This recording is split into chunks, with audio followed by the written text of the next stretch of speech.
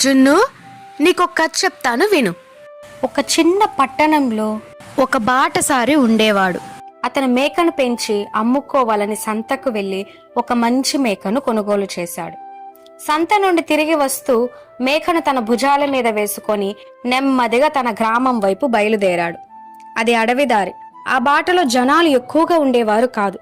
అయితే ఆ మార్గంలో 3 దొంగలు తిరుగుతూ ఉండేవారు. వాళ్ళకి ఆ మేక కనిపించింది. అయ్యో, ఎంత బలమైన మేక! ఇది దొరికితే మనకు మంచి విందే అనుకున్నారు. కానీ నేరుగా బలవంతంగా లాక్కోవడం కష్టం. ఎందుకంటే ఆ బాటసారి బలంగా కనిపించాడు. కాబట్టి ఒక పన్నాగం పన్నారు. బాటసారి నడుస్తూ ఉండగా ముందుగా దొంగల్లో ఒకడు ఎదురొచ్చాడు. అతను ఆశ్చర్యపోయినట్టు ముఖం పెట్టి, అయ్యా, మీరేం చేస్తున్నారు? కుక్కను భుజాలపై వేసుకుని ఇలా బాటలో నడుస్తుంటే ప్రజలు నవ్వుతారు అన్నాడు. బాటసారి అతనితో, అయ్యో, ఇది కుక్క కాదు, మేక. నేను సంతలో కొని వస్తున్నాను అన్నాడు. దొంగ, హాహా, సరే సరే, మీ ఇష్టం అని వెళ్ళిపోయాడు. బాటసారి ఇంకొంచెం దూరం వెళ్ళాడు. మరో దొంగ రోడ్డు పక్కన కూర్చొని ఉన్నట్టు నటించాడు. అతను బాటసారిని చూసి, అయ్యో, ఏంటి పిచ్చి, రోడ్డు మీద మీరు కుక్కను భుజాల మీద మోసుకుంటూ వస్తున్నారేంటి? ఇలా చూస్తే జనాలు మీరు పిచ్చివాడని అనుకుంటారు. బాటసారి ఆశ్చర్యపోయి తికమక పడ్డాడు. ఇది కుక్క కాదు, ఇది మేకే అని వాదించాడు. కాని రెండవ వాడు నమ్మనట్టు తల ఊపి వెళ్ళిపోయాడు.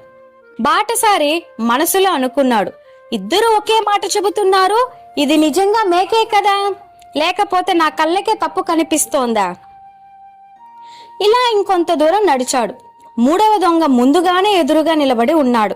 అతను బాటసారిని చూసి జోరుగా నవ్వుతూ అన్నాడు, హాహాహా, ఈ పిచ్చివాడిని చూడండి, కుక్కను మేక అనుకుంటూ భుజాలపై మోసుకుంటూ వెళ్తున్నాడు.